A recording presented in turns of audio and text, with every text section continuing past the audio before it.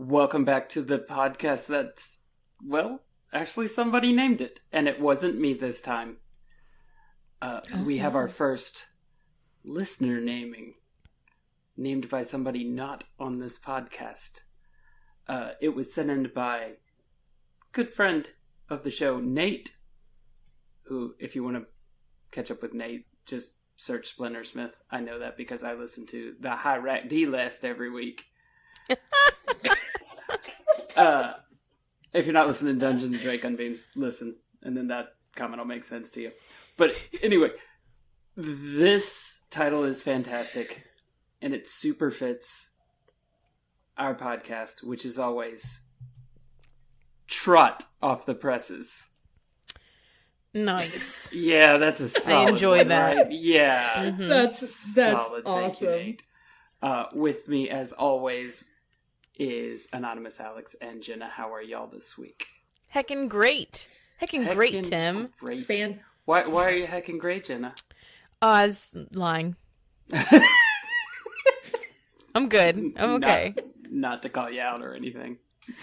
I had a good weekend. Yeah, it was a good weekend. It was a great weekend. Anonymous Alex made her first trip into the United States.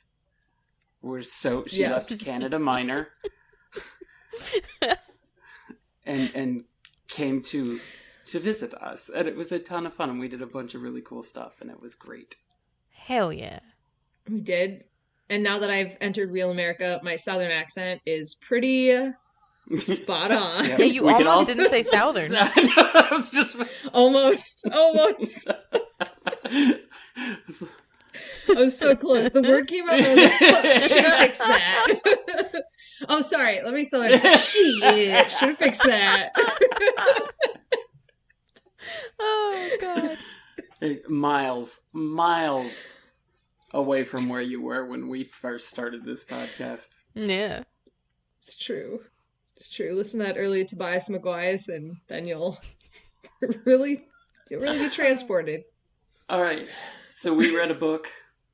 What book did we read, Alex? It's a book called Every New Day by Lauren Brooke. Part of the Heartland series. Healing horses. Healing hearts. You know, the usual. What we normally read. Still doing that shit, are we? Still doing Heartland. I have no idea how many books are left in the series. I've just given into it at this point. I assume we'll be talking about Heartland forever. I'm fine with that. All right. Right out the gate here, I'm going to say, I know it's Appalachian. Will I switch and say Appalachian halfway through this? It is a possibility. So this is my warning to you. I'm going to do my best. I have to do the obligatory Southern thing and say, if you say Appalachian, then I'm going to throw an Appalachia. Throw an Appalachia. I know the rules. Okay. Oh, I'm very scared by like every pronunciation in this summary, so bear with me. So Amy and Lou are spending a weekend in the Appalachian Mountains, killing it at a place called Okanoomba. Is this a real place? Okay, Okanoomba. Yep. Great. That's Sounds how I great. said it, though. We're in agreement. I was afraid it would be like something wild that I would never have guessed. I mean, I don't think it's far off. Okay, is there better? Should I? Never mind. I'm never gonna get it right. Let's just keep going. There's a man that lives there named Hutton, which you can only say in a Southern accent. There's no other way to pronounce that. Who Amy watches ride a horse totally tactless, and she is amazed by him. It turns out that her mother took Amy there when she was like 6, and she learned stuff from this guy like T-Touch, and then never credited him for it, just straight up stole his shit and never told anybody. And I guess they learned patience there, whatever, not a big deal. Lou is obviously extremely uncomfortable with this guy and his lovely family who live in a sick cabin for no fucking reason. So after one day, she's like, let's go back to Heartland. We can't stay here anymore because reasons. Because Lou's being all fucking weird.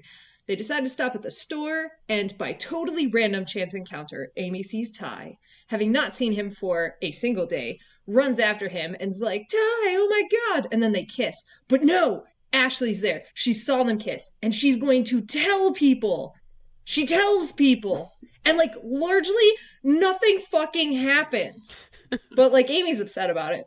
So, then Amy's like, oh, I better tell Grandpapa. So she does, because they're like, we don't want him finding out from the loads of people that do not give a shit.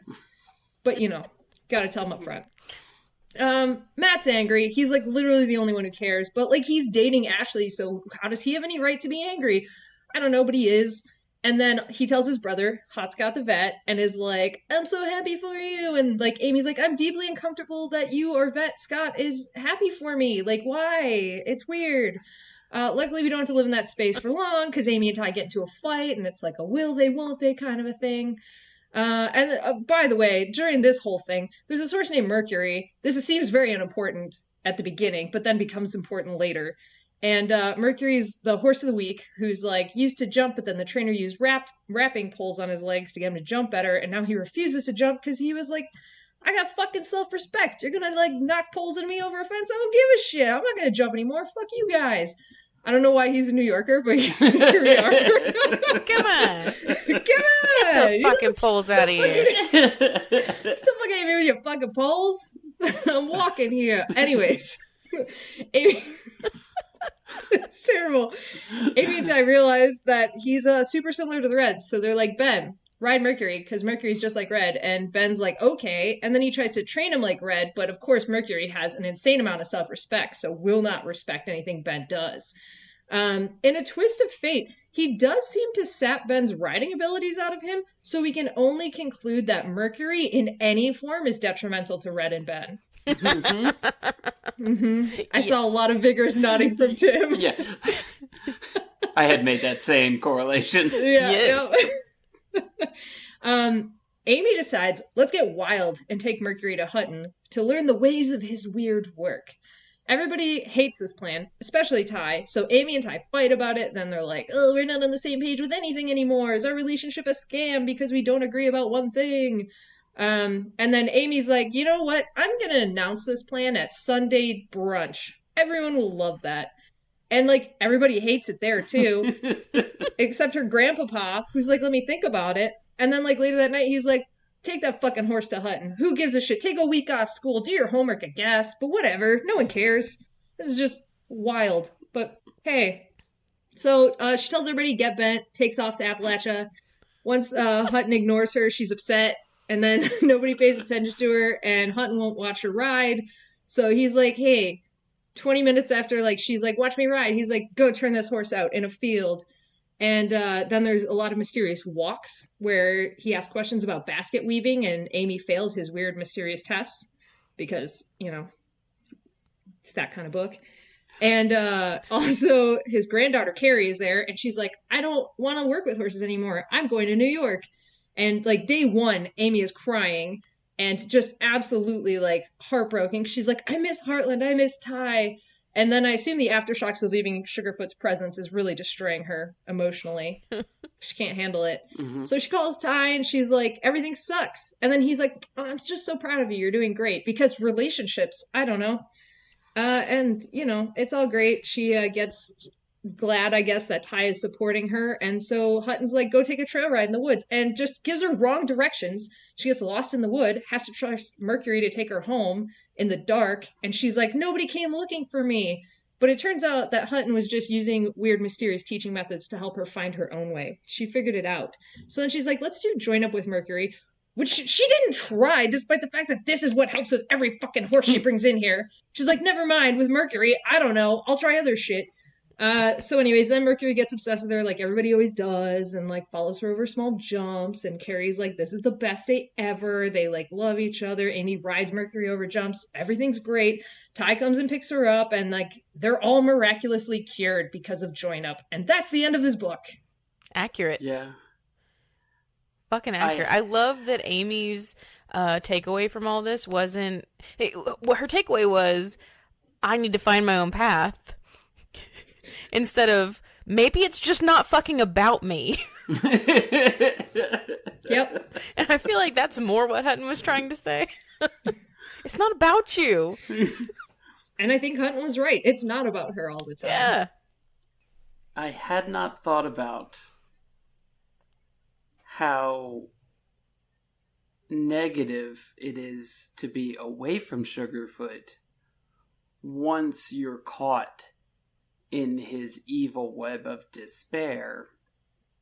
Mm. You know, you would sort of naturally think that things would get better the further away you get, but it turns out it's like quitting a medicine too quickly or something.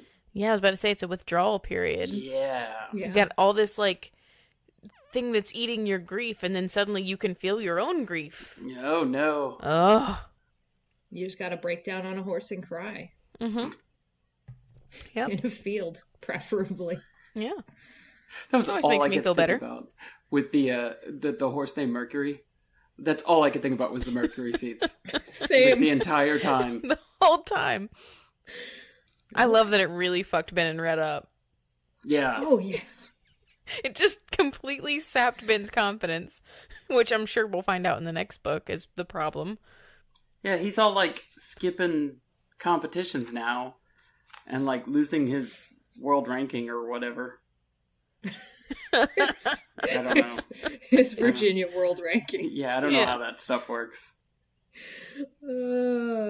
Yeah, I mean, what was he supposed to do? Go prelim? Was that the issue? And then he was gonna...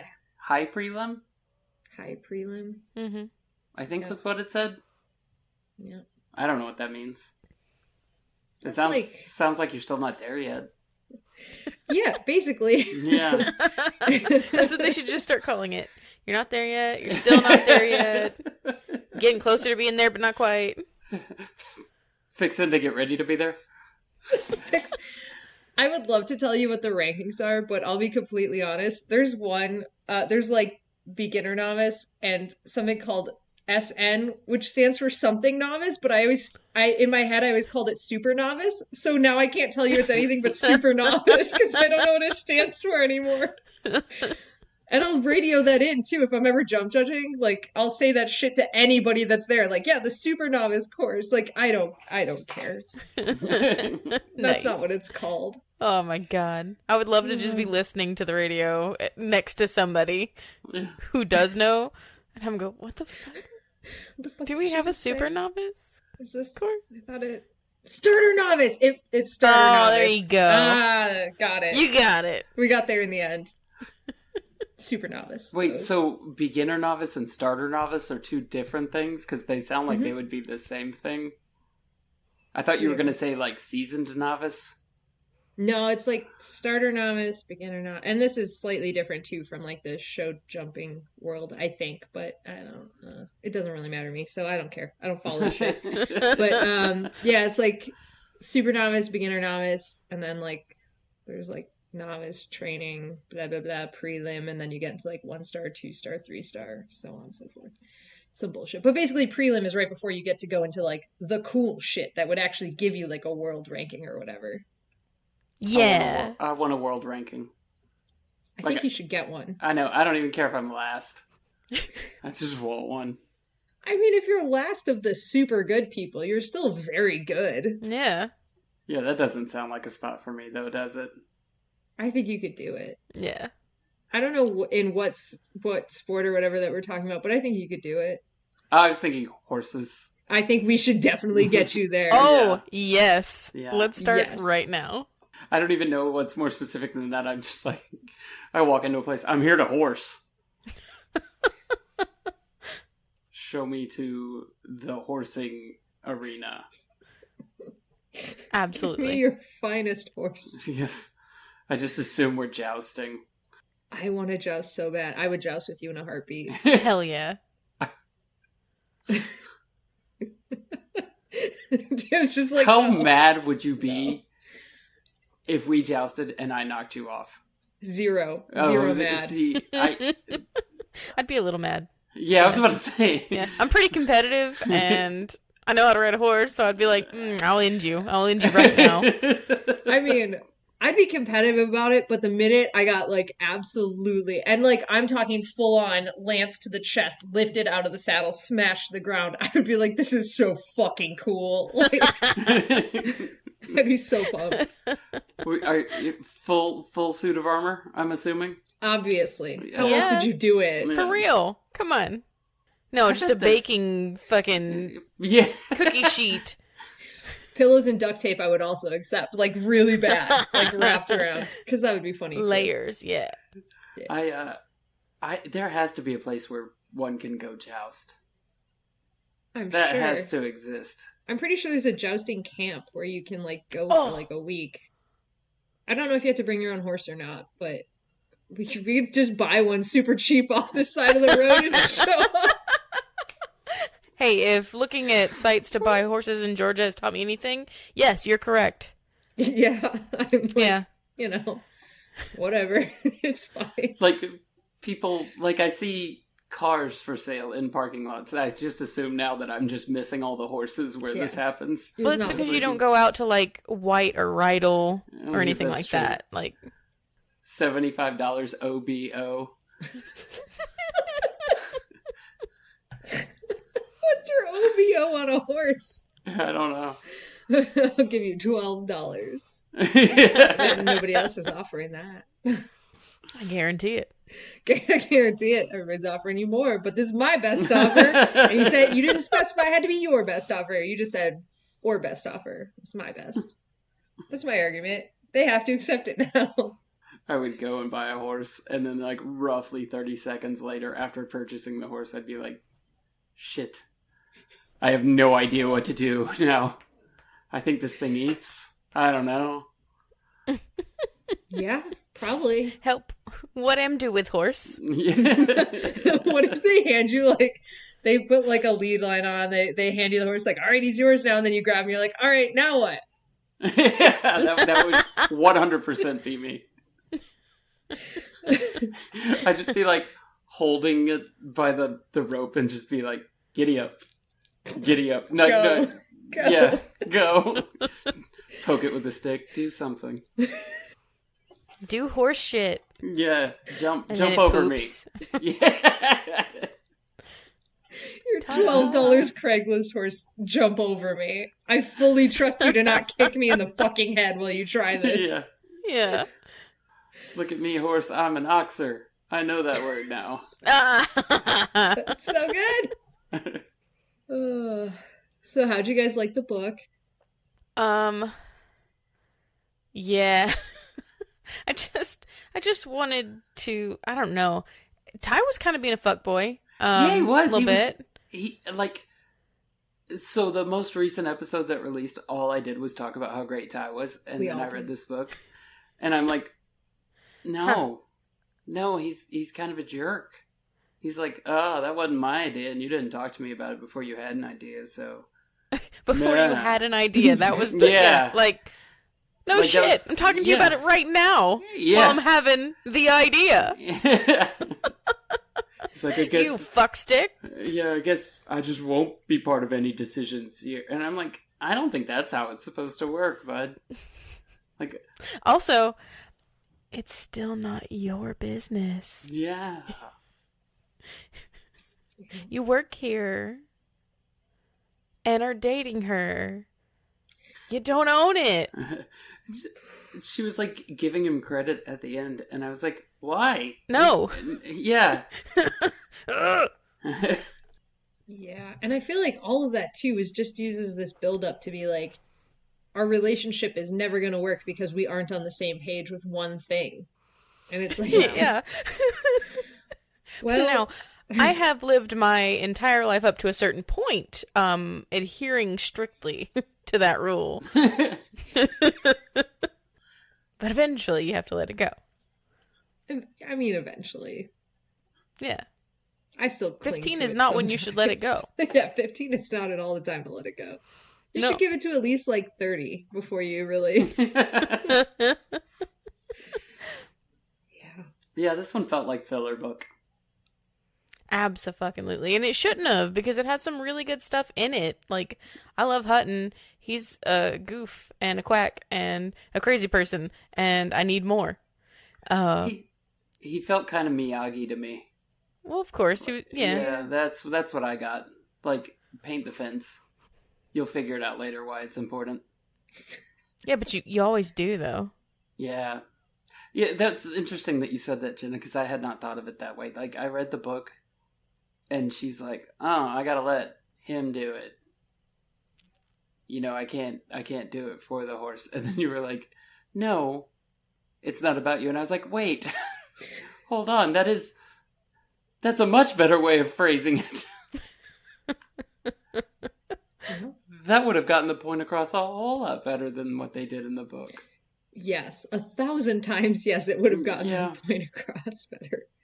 I think I'm going to start, like, a youth camp for kids who are very self-centered, and my whole thing is, like, they come to me for a day, and I just grab them by the face and go, it's not about you, over and over and over again until they fucking get it.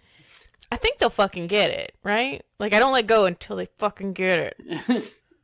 It might be, like, more than a day for some of them. Yeah, I was about to say. Yeah, I'm gonna need some lozenges. Somehow maybe some of those little grip trainers so I can keep hold of their face. I feel like the more you focus on one child to tell them it's not about them, the more they're going to believe it's about them.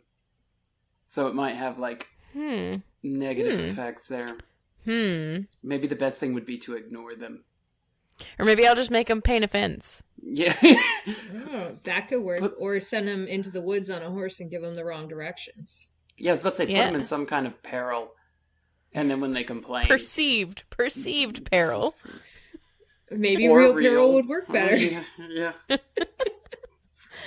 True, she did not come out of this thinking it was not about her. Yeah. Yeah. That was the... I'm not going to say the wildest part of this book, because it's probably not. But, like, the fact that she came back from the woods and was like, you didn't send out a search party. At home, there would have been a search party. And they're just, like, all waiting around the table, like, hey, we got you a plate or whatever. And she was pissed about that. I'm like, right. This is the best possible scenario. Are you kidding me? Yeah. That means they weren't worried. They knew you were coming back. There's no way to get lost if you stay on the fucking trail. Mm-hmm. Yeah, they said literally every path goes right back to the cabin. Yep. Every single one. I would be like, oh, cool, you think I'm smart enough to stay on the trail. I'm flattered. I don't know. It just didn't seem that perilous. Like, as somebody who has gotten lost in the woods before and then interrupted a 5K to ask a jogger where to go. Probably fine. Nice. Yeah, we went down this path and I'm like, this does not look like we should be riding horses on it. And then there's a bunch of joggers and I'm like, hey, where do we go? And they're like, not here, like back that way. I was like, great. And then like horses, and I'm like, and rode away. I was like, fuck you. Man, I've done a number of 5Ks in my life, and I gotta say, if a horse ever showed up, that would be the best one. Yeah, by far. I even did one at an equestrian park. Nothing. No horses? No horses. How did they manage that? They had an obstacle course set up. So I think they kind of kept him away from that. Like, they dug holes and shit. Okay. Yeah. That would be pretty bad. I see it now. Yeah. I mean, okay, just talking about 5Ks for a second. An obstacle course 5K sounds great. Straight 5K does not sound great. No, straight 5K, Tim, you can shut up for a second. Straight 5K sucks. Tim likes them. Yeah. I've never done the obstacle one. Oh, it's so much fun. Although I did almost die, and it was fantastic. Would you do another one? Hell yeah.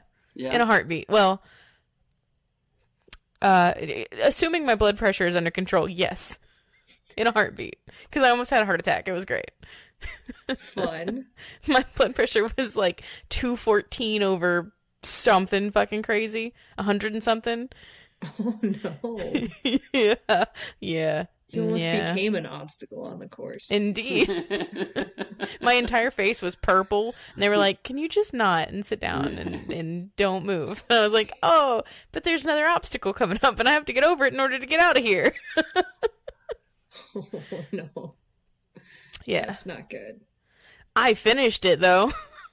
I never doubted for a second, honestly. Even when you said there's one more obstacle, I'm like, yeah, she took a break and went over the last one, obviously. Like... Oh, it wasn't the last one. I couldn't stop.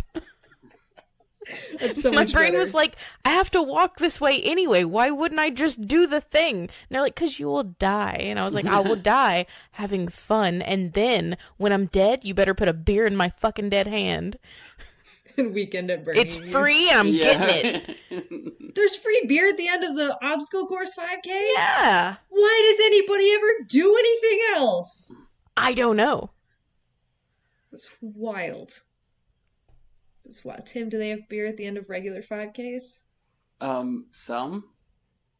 Like one. Many. Like one. The Oktoberfest one. Come on. I got a they got it. free beer when I finished my marathon.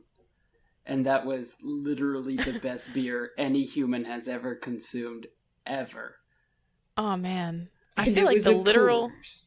Oh, my God. I'm sure it Probably. was, yeah. I feel like the literal last thing that I want after running that far would be a beer. It would probably be Legit ice wanted all over my entire body. anything in my person. Yeah. It did not At that matter. point, it was hydrating. Yeah. It's like, it's so good. It's so good. And then you sat down and couldn't move your legs. Yeah. No. And then you drank beer No. until you could move your legs. It Hey. was, after the marathon was not so bad. The next day, it was like in a full body cast without the cast. Like I was just doing the starfish and like couldn't move anything. Oh, no. Everything hurts. Like, why do my forearms hurt? I didn't run on my forearms, but my forearms hurt. Because you had to move some of the hurt away from your lower body. Yeah. Or else Like, explosions. the legs were like, you guys gotta share. It was so bad. That's one of the ones where I did that once. Check. We I don't don't have need to to do that revisit that one. one. Yeah. No, I don't need to do that one. I'm okay. I'll do more obstacle courses. That'll be fun. With many, many braces. Many braces on my frail body. I would do an obstacle course run with you guys. Hell yeah. Yeah, we'll set that up then. Tim would leave us behind. That's fine. That's how it was when me and Jenna ran the 5K. Yeah. You just left her. Yeah. I was She- like, she okay, I'll told me see you she's- at the end. Yeah, she told me she's like, you go ahead. Yeah. You look like somebody who needs to actually move. Yeah, so this book, it was kind of meh. We didn't really get anywhere. Yeah. Yeah. Like, the weirdest part, I think, was the fact that, like, this guy clearly has a lot of experience in, like, some sort of, like, liberty work, tactless work. And she just went there and, like, she could have learned some of that, but instead, she just did the same stuff she always does and could have done it at home had she just Yeah. thought to do it. See, it was kind of weird to me that the way to get the horse to jump was just kind of go stand over on the other side, I guess, with some kind of treat and just say, here, boy. Yeah. And wait a minute. Horse is like, oh, I need to jump to get the treat that I assume was there. The sheer common sense of her just, like, letting him be okay near it Yeah. before trying anything. It's just like, is there actually a brain in there, though? Is there? No. And the No. only other good idea was Ben's. Like when he was like, hey, they're like amped up, they're racing each other, like maybe he'll follow my horse over. That's like, yeah, maybe that'll work. And then it didn't, and that's fine. Because Yeah. sometimes that would work. But like, yeah.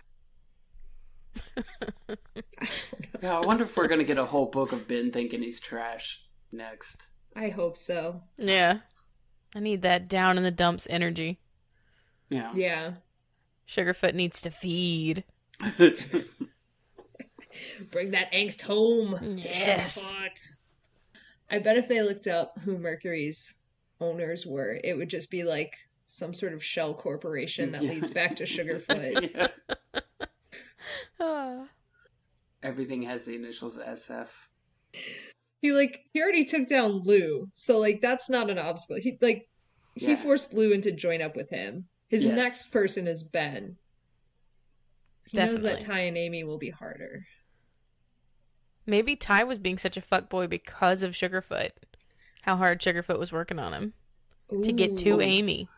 I'm 100% convinced Soraya? Psoriasis? Psoriasis.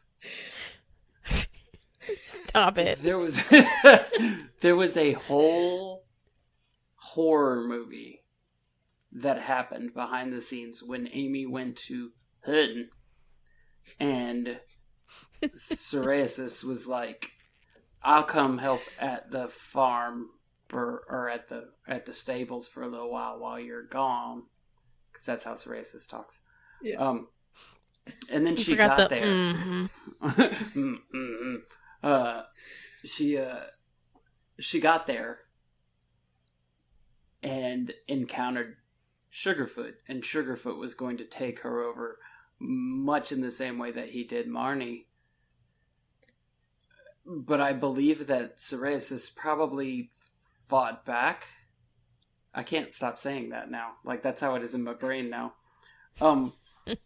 She probably fought back, and there was like a whole week of her, horror movie style, haunted by Sugarfoot.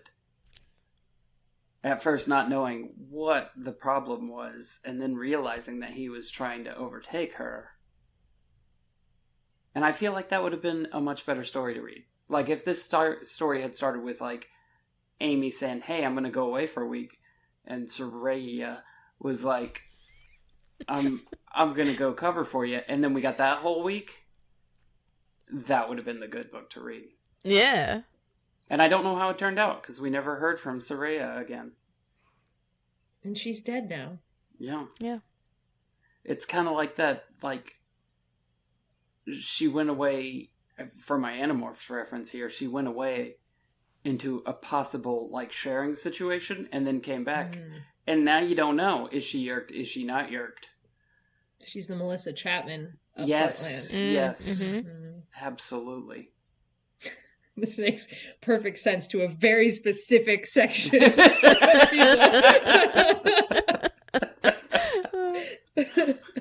Let me think if I can broaden that up a little bit. Okay, so original Soraya goes into a building with a bunch of pod people and then comes out, and now you don't know if she's a pod people or not. Exactly. I feel like everybody knows what a pod people is. I have no idea, but I knew what a Melissa Oh Chapman my God. reference was. It's Invasion of the Body Snatchers? Oh, it's been so long. It'll come back to me though slowly. Okay. Maybe, They'd, like- or it'll be They'd like kill the original and then replace you. with, right. like, Yeah. Yeah. And the reason they're pod persons because they're put in like giant cocoon thingies, Or they were grown in giant cocoon things. Yeah. Right? Yeah. something like that. Okay, I got No. it. I got there. And in then the they end. come out younger. Oh, wait, no, that's just Cocoon. Yeah, that's Cocoon. With Wilford Brimley. Cocoon's a good movie. It is a good movie, right? Yeah. Nobody It's ever one of those talks about movies, like, Cocoon. no. It's one of those movies that I shouldn't have liked when I was a kid because I don't think it was made for me, but I really No, did. and I think that it was like overtly, like really hypersexual. And yet we watched it as children. I remember watching that, and there was a movie called Batteries Not Included. Do you remember Batteries Not Included? I feel like I do. Those movies all got lumped in together for me. It's about the little machines, little alien machines or whatever. I'm going to look it up later and Yeah. be like, oh my God, so many memories unlocked. The The only thing I wanted to contribute there was Toy Soldiers or Small Soldiers or whatever that movie was. Oh man, like, that's not what you're talking about. With the little sergeant dude and the little whatever the hell he was, alien boy thingy. The lion guy. Yeah, I don't know. There's no way to know. But he was right, and the sergeant dude was wrong, and that's all that matters. That is all that matters. And it was terrifying as a child. It was pretty until scary. It was amazing. Till everybody got on a boat and left. Or whatever. Is that how it ended? I don't remember. I feel like it did, but it was like a small boat, and it was just like a small lake, and they just like, I could be totally misremembering this, but in my mind it was a very small boat on a very small lake, but they were just like, we gotta discover wind, guys. Isn't that how Lord of the Rings ended? Are you getting those two confused? Yeah. No, that was a bigger boat on a big lake. Big. That's how I keep them separated in my mind. Yeah. That's the only difference, really, is the size of the boat and lake. Listen, they were both headed to the Grey Havens. What the difference was the size of the body of water. Indeed. I think you should rewatch this movie. And just watch for the metaphor that is Lord of the Rings in the story. You say it like I won't find a Lord of the Rings metaphor in everything I watch. All right. So, my term for this week is a term that I should have figured out on my own after like 10 of these books. But I haven't for a couple of reasons. One, I don't know anything about horses. And two, I misread the word the first time and read it as lunging. And I can't undo that now. So every time they talk about lunging a horse, I immediately go to like a 2-man bobsled with the horse in the back. Okay. And you're obviously rooting for the Jamaican team. Yes. Yeah. Oh, yes. Great. So, what is lunging? Jenna, who should take this one? I feel like if... Tim, you read these books, right? Yeah, it sounds like you're just walking a horse. Like you would walk a dog.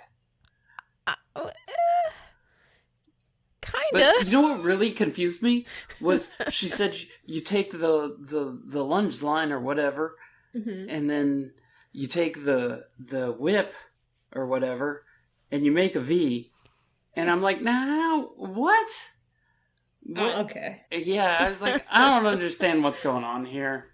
I thought you were walking your horse on a leash, and you had your really big plastic bag so you could poop or scooper.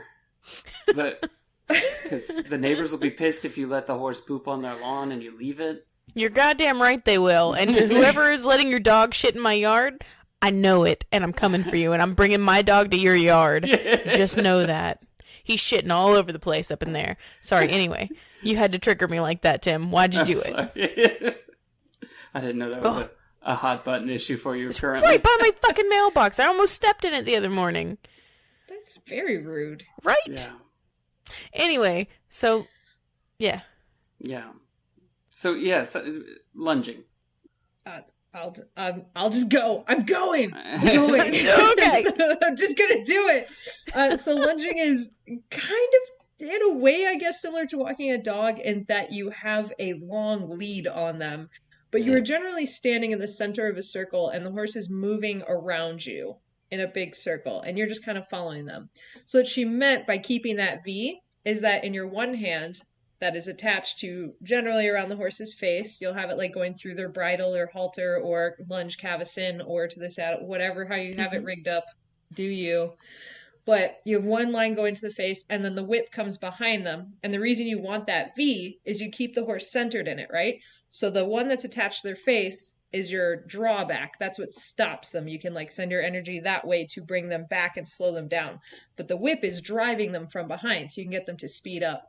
And you don't just walk them. You can do walk, trot, canter, all that stuff. Not gallop, but you can do the rest of the stuff That'd be on the fucking lunge buck line. wild. Oh my god. You'd be skiing within seconds. But yeah, you just have them like go around you, and that can be for exercise or for working on different collection sort of stuff or like all sorts of things. You can use it for all sorts of reasons. And you will also be tired at the end. Mm-hmm. Yeah, if they take off, you will be very tired by the end of it. So why do you do this? Sometimes it's to like calm them down. If they have a lot of energy, you can use it to get the energy out. And that's, I think, what most people use it for. But you can also use it to teach them how to move without a human rider on them, but in a collected manner. Like you can rig things up so that you have control that kind of like helps them figure out where to place their body to like use it more correctly. Sometimes horses are just calmer on the lunge line, so you can kind of get them in a good headspace before you start riding them so that they're not like kind of like all over mentally. Yeah. You can do a bunch of different reasons. Sometimes if the horse can't have a person's body weight on them yet because of an injury, you can put them on a lunge line if they can withstand being on a circle that small, because that can also be hard on their bodies. But if they're good to start moving, you can put them on a lunge line to have them like just move around you and kind of like get out of their stall, get out of whatever rest they're on and start moving. How long is a lunge line? You can buy them in a few different lengths, but like, I don't know, probably 20, 30 feet generally, I think be the most common. How big is the whip if you're 20 feet away from them? It's a lunge whip, so it's like pretty long, and then it has like a also very long like rope portion of it. Mm-hmm. So it's, I mean, you're not actually hitting them with the whip ever. Like that's just to encourage, and then you can kind of like flick it out behind them. You don't like hit them with the whip. No. You just can like snap it? Yeah, you can crack it. And a lot of times they don't even need that. You just like kind of move it towards or away from their butt, and that pressure, they can see that, so they'll move away from it. Even like they're just trained to know you. They turn into Jennas. They do not want to be touched. They do not want to be touched. They do not want their butts to be touched. No. Not now. Not in this scenario. No. So that also really confused me, because like originally in my head the lunge line was really long, but then when they talked about the whip, I was very confused at the V, and I had the V in the wrong direction. But when they talked about the whip, I'm like, okay, so this thing's like, they're like 4 feet away from them. And so I was getting really confused. Yeah, that's fair. There's a lot going on there that's technical and discombobulated. How long do you usually lunge a horse? You shouldn't do it for too long, because you can hurt them, but like some people can go for like a really long time. I would probably, like, if I was warming up, I mean, maybe 20 minutes, I think tops would be okay. What you're doing is if they're really like conditioned to it and want whatever. Yeah. Some people though that are kind of dicks, if they have like a client horse and they just want to tire them out before their old ailing client gets on, will do it for like forever till the horse can't run anymore. Yeah, but those are dickwads. Much like Amy did to Spartan. Forever. Yeah. In the storm. In the storm. Lightning. All right. I have learned something that I probably should have put together a long time. Like they lunge a lot in these books. Yeah. Like it happens a lot. But when she said make the V, I was like, what? I was like trying to figure out how you would hold a rope to make a V. Like, I don't know. I was confused. In a way that was, because like, obviously there's a solution of just like this, but that like, that's not helpful for lunging. That's just between your two hands. Yeah, but that's... It's a U, you're right. It's a U. Between your two hands would be a U. U, yeah. You're right. So she dropped the whip in the middle of the holding the rope like, between her two. Okay, I got it. I know where you're going. That's why I was like, she was like putting pressure on the center of the rope to make the V. And I'm like, you're like, how does that why? Yeah. Like, this doesn't make sense. Just hold the thing tighter. It would have the same effect. Don't forget to make your V. Like, I wonder how, like, I won't. If Lou had to be told to remember to make her V, how was she holding it? What letter was she making? That she had to be like, remember to make your V. Like, was she a T? Was she holding the whip in the middle? She probably dropped her back hand with the whip and let it kind of drag behind her or something like that. So it was more of a Y? Yeah. or just a much bigger V than it should be. Yeah. At some point, your V gets so big it becomes an I, though. So. Yeah, but then the minute you get bigger than that, it's back to being a V. So, like, there's only one point where it's not a V. That is straight. We need to figure to what degree is your V no longer a V. Literally just 180, because any other time it's a V. Well, no, because it becomes an L at some point in there, at 90. Okay, Okay. Yeah. So like 90 and 180. Yeah. And the other 357 Your perfect V is... points is a V. There are 357 ways to get it right and 3 ways to get it wrong. Yeah. Your perfect Well, V is 45 straightforward. degrees. But, like, maybe there's, like, a perfect... No, wait, that's an L. No, wait. that's 90 degrees. 90 Okay. degrees is an L.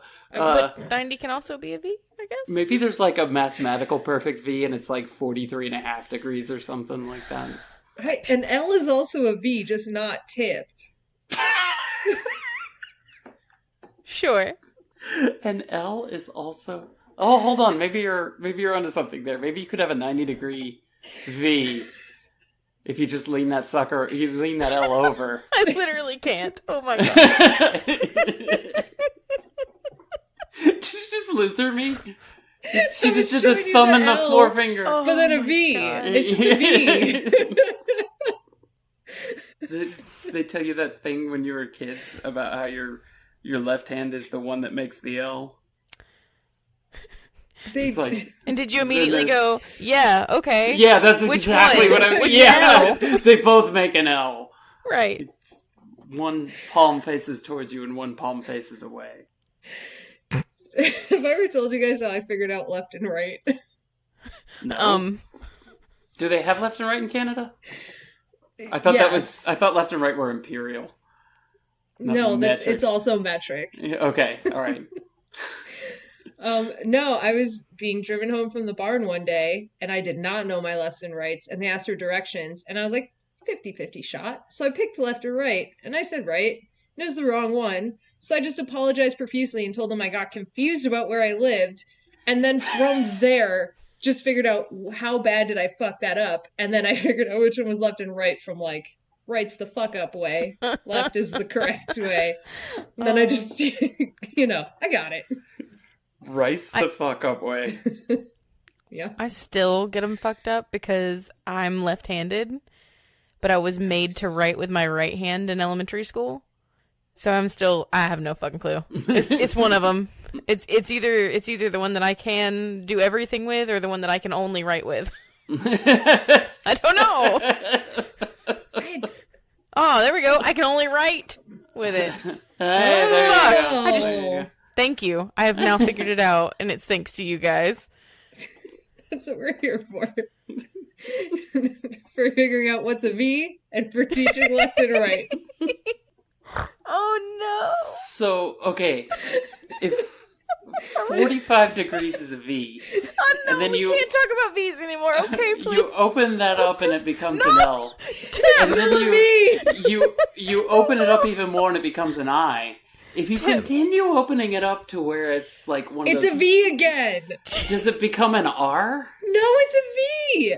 Just the other way. Just the other... It's an inverse V. Can we stop talking about opening up V's?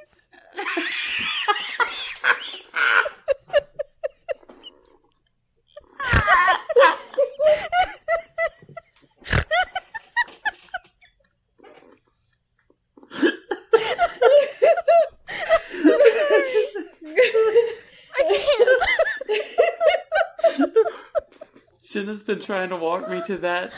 I just now got what she's been saying. And she's like, I'm not stop saying it. anything. Stop it. You're Stop saying it.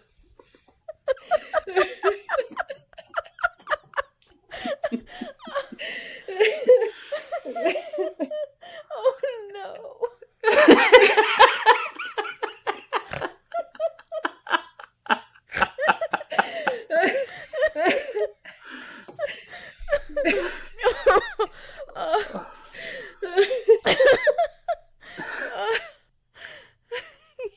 motherfucker.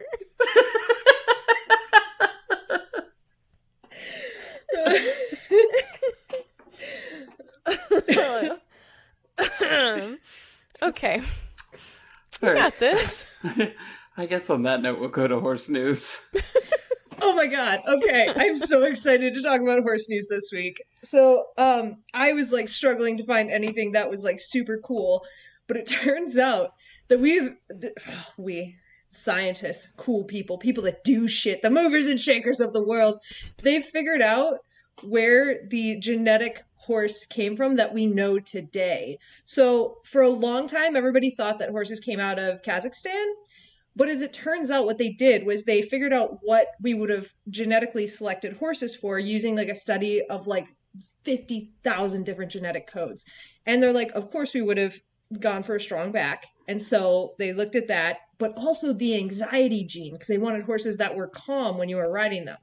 So they found those two genes, traced it back through all these lineages of horses that they had on file, and actually narrowed it down to one 500-kilometer area in Russia, which is where like the original horse that we know and love today came from, and they could trace it spreading throughout like the entire world very, very fast, because everybody was like, cool, we want something to ride, we want like a mode of transport that's like faster and better than what we have.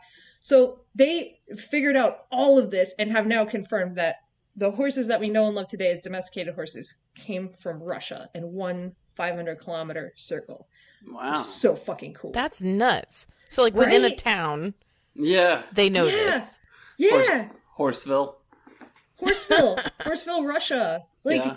That's crazy. And then they figured out as well that it happened even faster. Like, we've been thinking that it happened around 4,200 years ago. They actually found evidence of this happening 5,500 years ago. Oh, wow. Snap. Yeah. It's crazy. They found all sorts of like stuff like old pottery with like horse bones and horse milk in it, like traces of horse milk. It's crazy. It's so cool. So I was very excited to share that with you. Hell yeah. I just imagine this horse community. When you say pottery and stuff, it was pottery that was fashioned by horses. Yes. They had a little horse currency. The little sugar feet stomping in the clay. Yes. There was a horse president. So we have to add this town to our tour, our list of places. Yeah. We're going to have to. Yeah. Because I need to know. I need to know where they came from. Yeah. The birthplace of horse. Yes. We got to go. It's true. The birthplace of horse. All right. Jenna. Oh, my turn? Yeah, I think it's time for you to stump us again. I was so demoralized listening to the episode this week. Oh, I'm so we did sorry. So bad. Don't be. We just did so bad. I will say I came up with these last week in a rush when I still thought we were going to record last week. By the way, listener, you don't know nothing. You don't know nothing. We definitely recorded on time. I wasn't absolutely terrible. Tim and I definitely read the book before last week's episode. Oh, yeah. All right. The horse quiz. Ba, ba, ba. I'm still workshopping stuff. Woohoo. This first horse. Originally, well, I wouldn't say originally, but definitely made a name for himself and his rider in Buffalo Bill's Wild West show. These are all fictional or fictional-ish horses. Okay. They're all media horses. Media horses. Mm-hmm. Okay. Yeah. That's just where my brain was at, I guess. It's not Trigger. That's Roy Rogers. That's not from Buffalo Bill's Wild West show. Didn't you say Buffalo Bill? Wasn't that in... Wild West. I feel like that was in something, though, that we've already talked about. I feel like it's in so many things. Though. Yeah, I mean... Because that's where Annie Oakley was. And everybody loves Annie Oakley. I hear you can't catch a man with a gun, though. Not alive. I auditioned for that show with that song, and I was like, yeah, I'm clearly going to get it, even though I was, like, 13. Clearly, I'm going to be Annie Oakley. I'm sold. I wasn't, for the record. Those motherfuckers. We should go shoot them. That would show them. I would show them. I won't do it, but it would show them. It doesn't have to be fatal. It would just be like, look how good I am with the gun. You should have cast me for Annie Oakley. Like, we don't have to physically shoot them, but their bodies. We can shoot a hat off their heads. Yeah. Like, show them you have a skill set. I am absolutely that good with a gun. I believe it. Yeah. All right, what's another hint? Despite what the movie says, this horse probably didn't actually take part in a 3,000-mile race across the Najd Desert. Hidalgo? It is Hidalgo! Ah! Yes! Yes, we gotta watch that movie. It's so good! I feel like I knew that one too. You did, because Viggo Mortensen. Obviously, Yeah. Lord of the Rings, taking it back. That was Aragorn. Yeah. Obviously, Tim, you knew that one. Yeah. Yeah, one of my other clues was going to be about how the actor who played the lead, Bill Hopkins, later bought one of the horses used during the filming of this movie, and that's something that he would do for 3 more horses later on for Lord of the Rings. Yeah. Bought 3 of them. He bought 3 used horses? Yeah. Do you think he OBO'd? No, I think he overpaid. Oh, Yeah. Intentionally. he way overpaid. Intentionally. I wouldn't say that he overpaid, because they're probably amazing horses, but I mean, they were. Brago Oh. is no longer with us. 2 of Yeah, them passed yeah. away. I'm sure they had, Lord of the Rings was like 20 fucking So years long ago, yeah. Wait. Do y'all have like a daily update on Viggo Mortensen's horses? Do you not get Viggo- the newsletter? Viggo Yeah. Horsensen? No, it's Brago Chat, but all right. Brago. Tim, I thought we signed you Brago up. Banter. Yeah, was that not part of your Horse Girls package that you received? No. Oh, we'll rectify this. Okay. Yeah. Ready for horse number 2? Yes. Yes. This horse made his first and last appearance in an episode of a TV show titled Harvest Festival. The episode is titled Harvest Festival. Oh, Little Sebastian. Oh my god, Alex! Yes. Oh, Tim! Oh, Tim! You getting swept again, brother! No.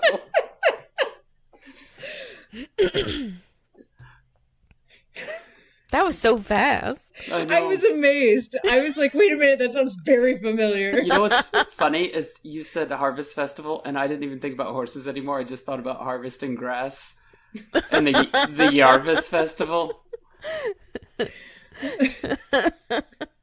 Because I can't focus. Can't wait. Can't wait Yeah. for you to get that beautiful carbon fiber scythe.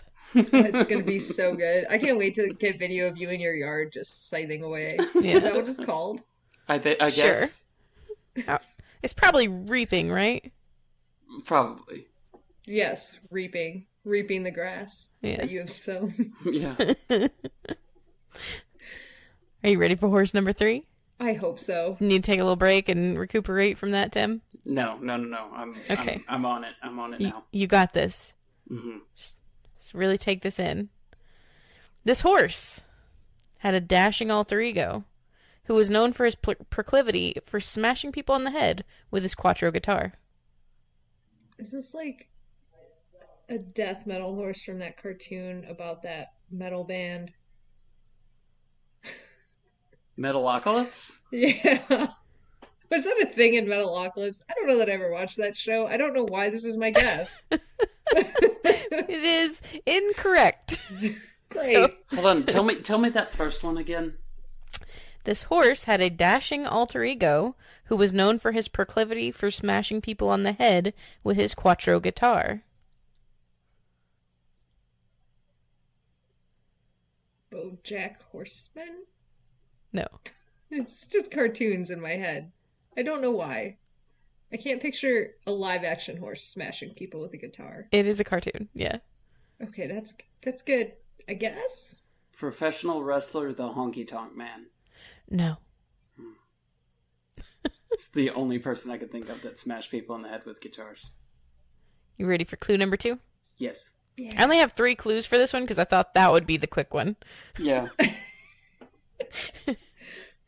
Even though he was drawn to be an anthropomorphic horse, he would often be depicted riding more realistically drawn horses, including in the intro. Quick Draw McGraw? There you go. Woo! Nice. Yep. Take that, Alex. I don't know what that is. You don't know what Quick Draw McGraw is? I don't know what that is. Oh, no. Oh, Canada.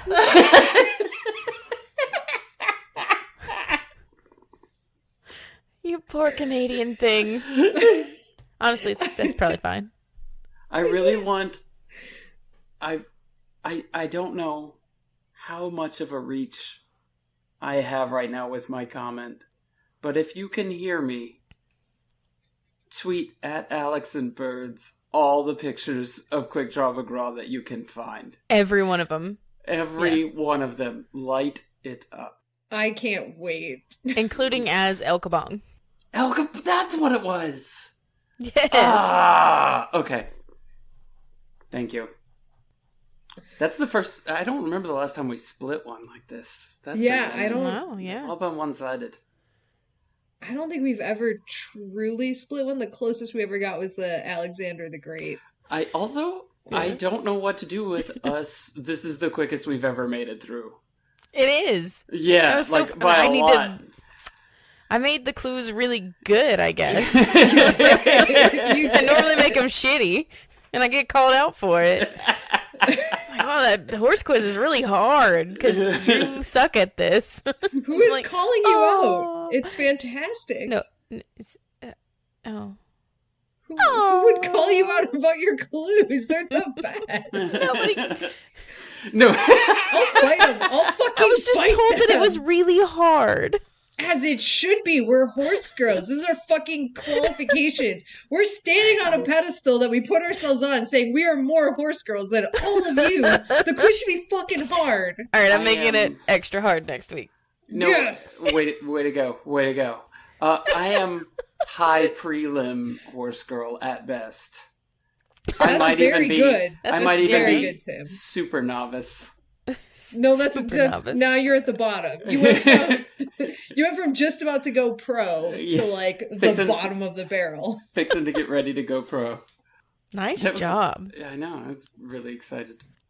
I can't believe that I got that on the Harvest Festival one. Like, oh my god. I never remember episode titles ever of anything. So No. I don't remember the book titles from Animorphs half the time.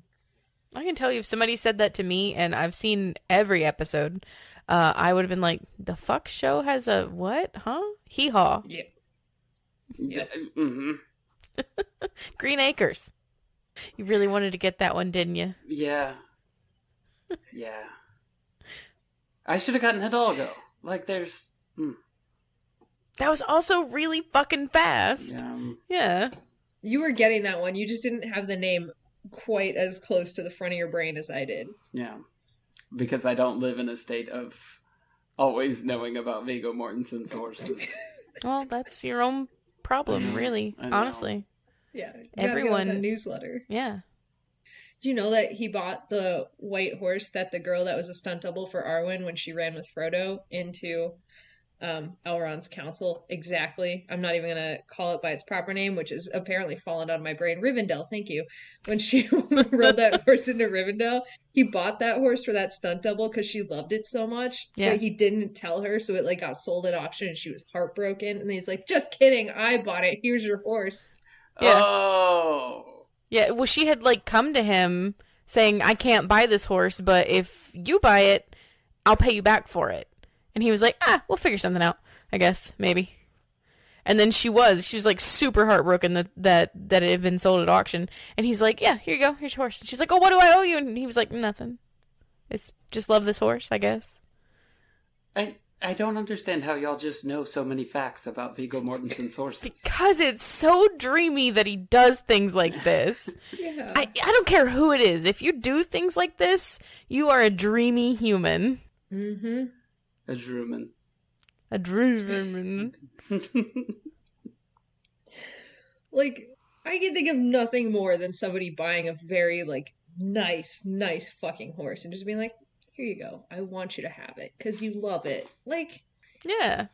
I'd buy a shitty donkey but I'd be like proud of my shitty donkey and be like, I bought you a horse.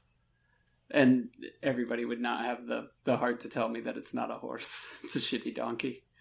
I cannot tell you the level of excitement I would inform you had a donkey with, and just be so fucking... You'd be like, this is my great horse. I'd be like, this is a great fucking horse. Like, I would be right there with you with, like, excitement levels. Yeah. If I had a donkey, the first thing I would do is go attack the big chicken. Tilting at really big chickens. Yeah. If y'all don't know what the big chicken is, Google it. I have a picture we could post. Yeah, actually, that's true. Yeah. Hell yeah. I love the big chicken. Good. It was so good. The only thing better than the big chicken was the fact that we somehow got there before you, so you could drive up to see all of us fucking staring at the big chicken. I only hope that you guys were standing there going, that is a big chicken. Yeah. That's exactly what we were doing. Like, wow. And its beak moves. I did not expect that. Yeah. I think when Tim pulled in, I was saying, do you think it's on a gear the same speed for the eye and the beak to open at the same time? And then we were standing in silence watching it, trying to time him out. And it does. It's on the same gear. Yeah. Can confirm. Definitely on the same gear. This has been Chicken Talk, our new segment, where we just talk about the big chicken. God damn it. Bach Talk. Like, Bach Talk is so good.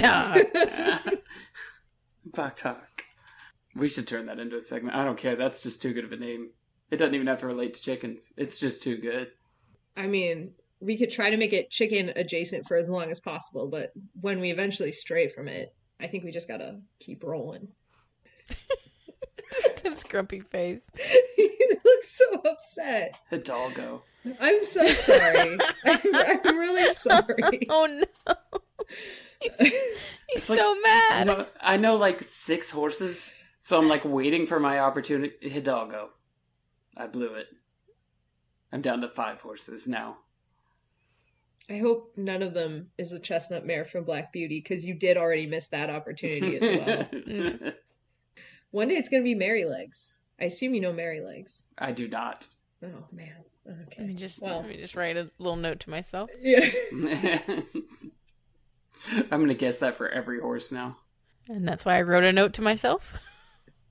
Except, like, I'll screw it up before I get there.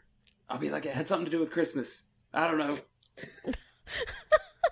Santa feet, the Santa horse. Santa feet. Oh no. He's related to Sugarfoot. Yeah. Yeah, obviously, yeah. Mm-hmm. All right, I guess it's time for the closing. And this brings our podcast to an end, similarly to the way that Sugarfoot ended Mrs. Bell. Thank you for listening to Horse Girls. If you want to know when new episodes are posted or share your observations of this positively academic podcast, follow us on Facebook at Horse Girls Podcast, Twitter and Instagram at Horse Girls Cast, and if you want to buy some radical shirts and things, you can find our fucking sweet new link at bit.ly/horsegirlspod, because Horse Girls was taken, so it's Horse Girls Pod. It's pretty bitchin' shit. It's pretty bitchin' shit. There's fucking shirts. There's fucking shirts. That's gonna be the new. It's fucking bats.